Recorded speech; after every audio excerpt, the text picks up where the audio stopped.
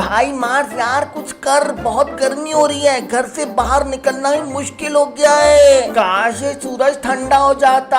अरे कैसी बात कर रहे हो भाई, देखो सूरज में बहुत सारी न्यूक्लियर फ्यूजन रिएक्शन होती रहती है। इस कॉन्टिन्यूस प्रोसेस में बहुत सारी एनर्जी जनरेट होती है जो सन रिलीज करता है, और ये एनर्जी धरती के लिए बहुत इंपॉर्टेंट है। अगर मान लो सूरज अपना हीट बटन ऑफ कर देता है तो एकदम से सूरज ठंडा हो जाएगा। तो पहले 8 मिनट तो धरती पे कुछ पता नहीं चलेगा, क्योंकि लाइट को सन से अर्थ ट्रैवल करने के लिए 8 मिनट लगते हैं। लेकिन उसके बाद अर्थ का टेम्परेचर गिरने लगेगा और पूरी धरती में बहुत ज्यादा ठंड हो जाएगी। इससे एग्रीकल्चर पे बहुत ज्यादा इम्पैक्ट होगा और बिना सनलाइट के फोटोसिंथेसिस नहीं होगा और सभी ट्रीज खत्म हो जाएंगे। तो ट्रीज को जिंदा रखने के लिए कुछ और नया तरीका ढूंढना पड़ेगा इंसानों को।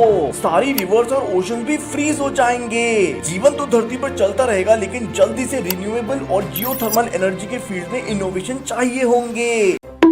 अरे ये क्या है? अरे रे, ये तो चिराग है, इसमें से जिन निकलता है। ओ मार्स, जरा घिसियो इसको।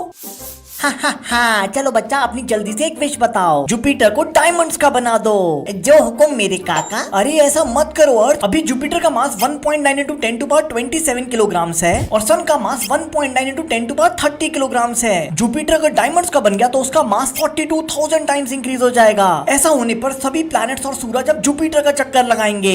धरती सूरज से दूर चली जाएगी और धरती पे जीवन खत्म हो जाएगा। जुपिटर की ग्रेविटी इतनी ज्यादा हो जाएगी कि एस्टेरॉइड बेल्ट के सभी एस्टेरॉइड जुपिटर से कोलाइड कर जाएंगे। लेकिन कुछ एस्टेरॉइड अपने ऑर्बिट से ज्यादा होस्टाइल हो जाएंगे और धीरे धीरे सभी प्लैनेट से कोलाइड करेंगे। जुपिटर अपनी ग्रेविटी से आसपास के सभी प्लैनेट के मून्स को चुरा लेगा। अब सन की लाइट जुपिटर से रिफ्लेक्ट होकर सब तरफ फैल जाएगी और पूरा सोलर सिस्टम चमक उठेगा और जुपिटर अब सूरज से भी ज्यादा शाइन करेगा। अरे ऐसा हुआ तो जुपिटर तो बहुत फेमस हो जाएगा। जिन भाई चेंज कर दो इसको। ब्रो, चेंज करने की पावर मेरे पास नहीं है यार। कल मैथ्स का एग्जाम है, अलजेब्रा की एक्सप्रेशन समझ ही नहीं आती। कैसे याद रखूं इतने सारे रूल्स। भाई चिल कर, सब इजी है। पहला कॉन्सेप्ट समझते हैं, मल्टीप्लिकेशन सिंबल का ओमिशन। मतलब सिंपल, जब लेटर और नंबर एक साथ लिखे हो, जैसे 5a, इसका मतलब होता है 5 मल्टीप्लाइड बाई a। यहाँ पे हम मल्टीप्लाइड साइन की जरूरत ही नहीं होती, इसलिए उसको हटा देते हैं। एग्जैक्टली जैसे 7xy लिखा है तो इसका मतलब होता है 7 into x into y। समझ आ गया। दूसरा रूल बताओ। दूसरा कॉन्सेप्ट है सिंप्लीफिकेशन ऑफ एल्जेब्राइक एक्सप्रेशन। इसमें हम सिमिलर टर्म्स को ऐड या सब्ट्रैक्ट करते हैं। जिन टर्म्स के अंदर लेटर नंबर सेम होता है उनको हम सिमिलर टर्म्स बोलते हैं, जैसे 2x और 3x। और अगर किसी एक्सप्रेशन में 2x प्लस 3x आएगा तो उसको कंबाइन करके हम 5x कर देंगे। लेकिन अगर किसी एक्सप्रेशन में 2x और 3y साथ में है तो इन टर्म्स को हम अनलाइक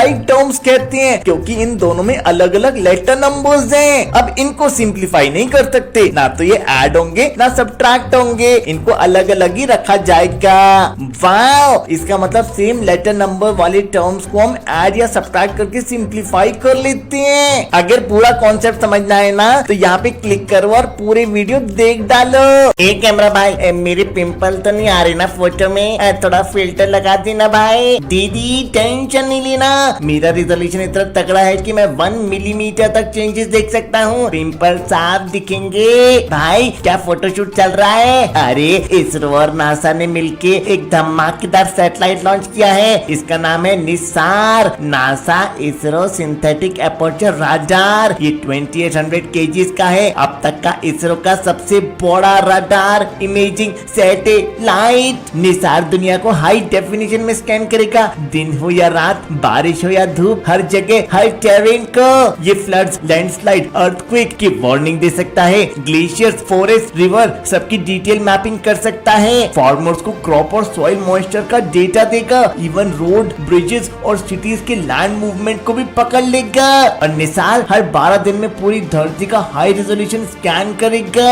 वाह भाई, ये तो ऐसा लगता है ये निसार सब निशान कैप्चर करेगा, वो भी मिलीमीटर लेवल तक। दोस्तों, आज मैं तुम्हें स्पेस के ऐसे 3 राज बताऊंगा, तुम्हारी धूप कांप उठेगी। अरे भाई सस्पेंस मत कर, बताना जल्दी। सबसे पहला फैक्ट, तुम्हें जो मिल्की वे गैलेक्सी की फोटो दिखाते हैं ना, वो झूठ है। क्या इतने सालों से हमें धोखा मिल रहा था? हाँ जी, वो असली फोटो नहीं, एक साइंटिफिक ड्राइंग है। गैलेक्सी इतनी बड़ी है कि कोई इसकी असली फोटो ले ही नहीं सकता और हम उसके अंदर ही फंसे हुए हैं, एक छोटे से पार्टिकल जैसे।